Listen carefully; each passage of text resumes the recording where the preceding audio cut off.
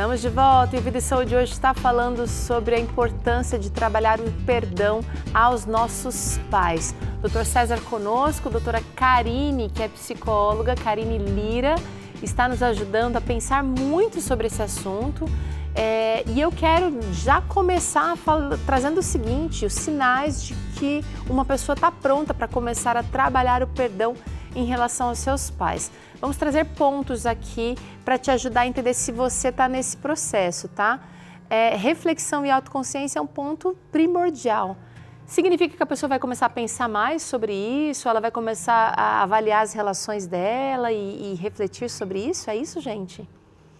Sim, ela começa a refletir sobre, ela começa a pensar de que precisa pensar no assunto, ela começa a pensar, ela abre um espaço na mente dela do dia a dia para ela admitir que precisa corrigir isso para poder se aliviar, para poder oferecer o alívio também.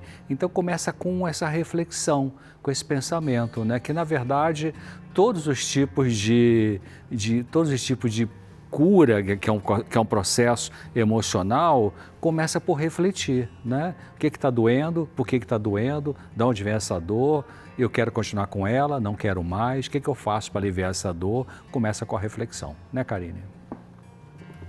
Eu fico pensando... E essa Pode falar, Karine. Desculpa. Pode falar. Então vai incluir a gente conseguir entender claramente o que aconteceu ali na nossa história, nesse relacionamento. Porque às vezes a gente mistura tanta emoção, às vezes é a raiva ou a vergonha, né? O doutor César tinha citado há 2 blocos atrás, né? Qual foi essa emoção que o comportamento do teu pai ou da tua mãe gerou em você? E aí a gente não tem clareza do que de fato aconteceu. Então pode ser que eu amplifique o erro dos meus pais, mas pode ser também que eu minimize ele, porque dói muito enxergar esses pais defeituosos.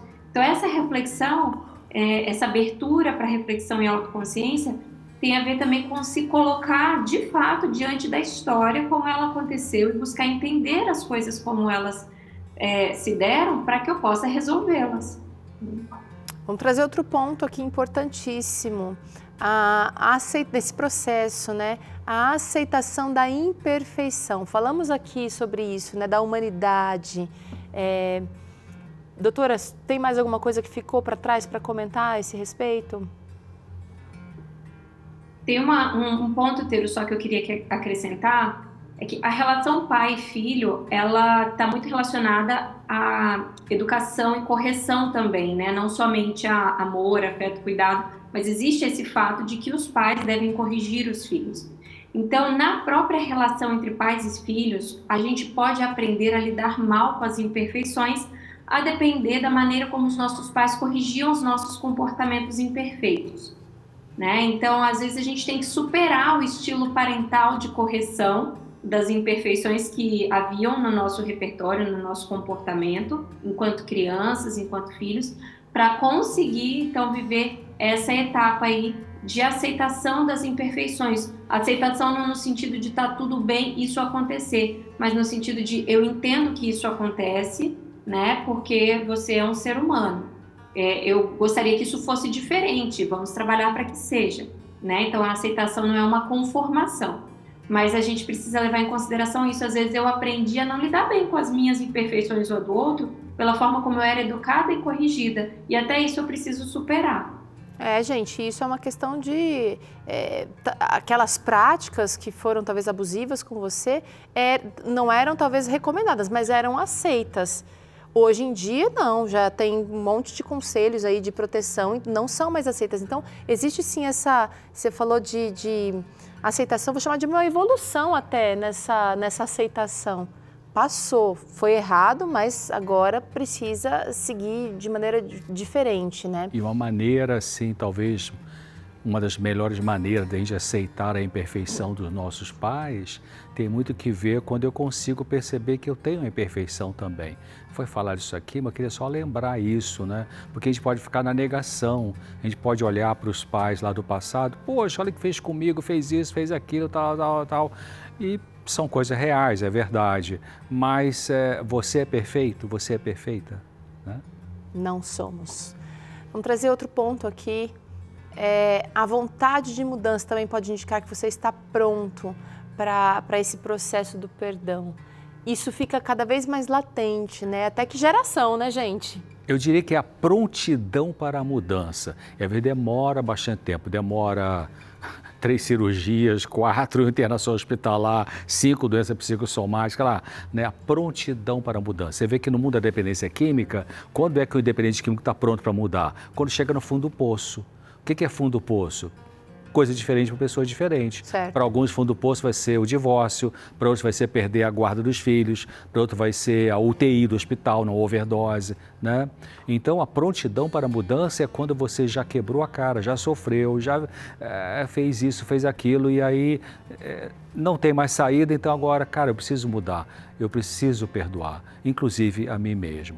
Essa é prontidão para a mudança, né? E aí, você está se vendo num desses pontos aí, lembrando que o Espírito Santo vai te ajudar em toda essa jornada, você não vai estar sozinho, tá? Olha outro ponto aqui, o desejo, esse é bem interessante, o desejo de alívio emocional. Doutora Karine, fala um pouquinho pra gente sobre isso, sobre essa ânsia por uma vida emocional um pouco mais leve. Eu tenho visto esse como sendo um dos principais fatores que move o paciente a buscar reconciliar-se com esse pai, com essa mãe, a perdoar ele, porque ele quer se sentir livre daquilo, quer estar aliviado, quer parar de carregar aquele peso, né? Eu lembrei, Teru, aqui na nossa conversa, de uma situação que eu já acompanhei, de um paciente que chegou um momento em que ele estava entendendo que ele precisava perdoar o pai, ele foi conversar com esse pai, e abriu o coração como se fosse uma criança, contando como ficou ferido, né? Já era um adulto, mas abriu o coração da criança dele ali. E o pai, ele tinha um repertório emocional tão pobre, assim, capacidade de fazer contato com as emoções, de falar das coisas difíceis, era tão pobre que aquele pai não conseguiu se conectar ali e pedir uma desculpa e tal. Aquele pai, ele só disse que ele não se arrependia porque ele acha que a gente não deve se arrepender do que faz. E o paciente ficou chocado naquele momento, porque ele pensou, nossa, eu vou lá conversar com meu pai, eu vou sair de lá leve, e ficou frustrado. Ele falou, uai, como assim? Eu abri meu coração, ele está dizendo que não se arrepende de nada, porque o pai tinha essa regra, né? A gente não deve se arrepender do que faz. Mas aí ele continuou, porque ele queria aquele alívio, ele continuou a conversa. E nessa conversa que ele continuou, o pai acabou citando um pouquinho aqui, um pouquinho ali, como tinha sido a história dele da infância. E aí eu ajudei esse paciente a juntar esses retalhos todos, né, na terapia ali, e a gente fazer alguma coxa com aqueles retalhos que o pai acabou oferecendo a ele, que foi tudo que o pai conseguiu oferecer. E onde a gente chegou com isso, né? A história daquele pai tinha sido tão sofrida, aquele pai tinha vivido coisas tão terríveis, assim, foi difícil até para o paciente ouvir esses detalhes da vida do pai, que para aquele pai reconhecer que tinha errado era muito pesado, porque ele teria que olhar para os pais dele e ver coisas tão feias que os pais tinham feito e que ele não tinha mais agora como conversar com aqueles pais também, né? E aí o meu paciente saiu aliviado não porque o pai pediu perdão, mas porque ele conseguiu entender um pai que não era capaz de pedir perdão.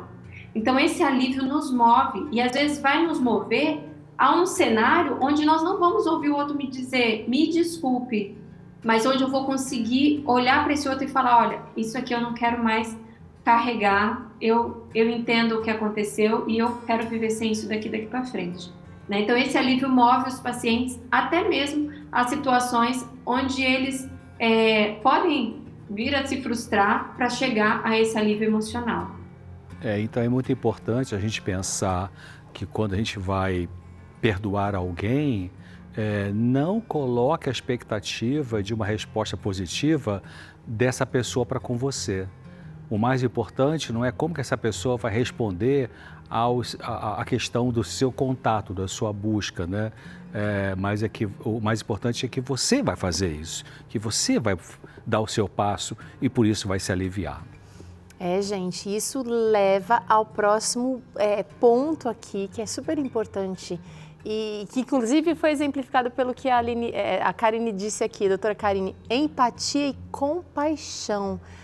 E olha, a história, o exemplo que ela deu foi tão perfeito que mostra como receber, né, ou estar aberto a essa empatia, essa compaixão, não tem nada a ver com desculpar o erro do outro, tem a ver com compreender e aceitar o que o outro pode dar, o que o outro recebeu ou o que não recebeu, na estrutura que tinha ou não. Empatia, a gente pode ver o carinho de empatia. O que é empatia, né? Para a gente relembrar, é diferente de simpatia, né? Empatia é você se colocar no lugar do outro. É você imaginar. Então você, tipo assim, alguém foi internar no UTI. Eu quando eu trabalhei no hospital 26, quer dizer, trabalhei para um hospital 26 anos e às vezes me chamavam para ver um paciente agitado na UTI, né? Arrancando tubo e tudo isso, eu tinha que ir lá e medicar esse paciente. Então eu nunca tinha sido internado em UTI, quer dizer, eu olhava ali, fazia o meu procedimento e tal, a prescrição, etc. E como deve ser ficar isso aqui. Mas um dia eu fui para a UTI, eu entrei na UTI. Uma situação dramática, aliás. E aí, então, agora eu sei o que é um paciente na UTI, porque eu estive lá. Então, empatia é quando você se coloca no lugar do outro e muitas vezes se colocando no lugar do outro, ou porque você já viveu, ou você está imaginando como deve ser, isso pode mudar muito a maneira como você se relaciona com esse outro, porque você vai ver que nós todos somos frágeis e humanos e lutamos com questões aí pessoais, né?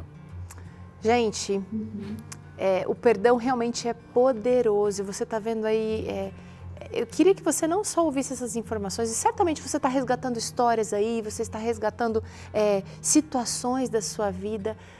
É preciso acreditar que Deus tem um plano para você e para te ajudar a ver os seus problemas e dificuldades com os seus pais como uma chance de aprender e uma chance de crescer. E Deus tem poder. Se tem alguém que tem, esse poder é Deus, de transformar essas experiências péssimas em bênçãos. Afinal de contas, todos nós, inclusive os nossos pais, vamos cometer erros, todos. Somos humanos, né? Você pode encontrar sentido no processo de perdoar seus pais ao lado de Deus. E assim você vai receber cura. Você quer saber como a fé em Deus pode ser uma fonte de inspiração, força aí para você, orientando todo esse processo que a gente descreveu aqui, o processo de perdoar? Então eu vou trazer para você aqui, olha, a revista Esperança, eu creio, que vai te ajudar. Muitas vezes você chora sozinho, é no travesseiro que ficam ali as suas lágrimas, talvez você ore a Deus, mas Deus está querendo falar com você e Ele fala através da Bíblia. E a revista Esperança, eu creio, traz aqui conceitos, pontos bíblicos, os mais importantes, através dessas 15 lições aqui. Eu vou trazer o capítulo que fala sobre o perdão, que é a justificação pela fé, a partir da página 22.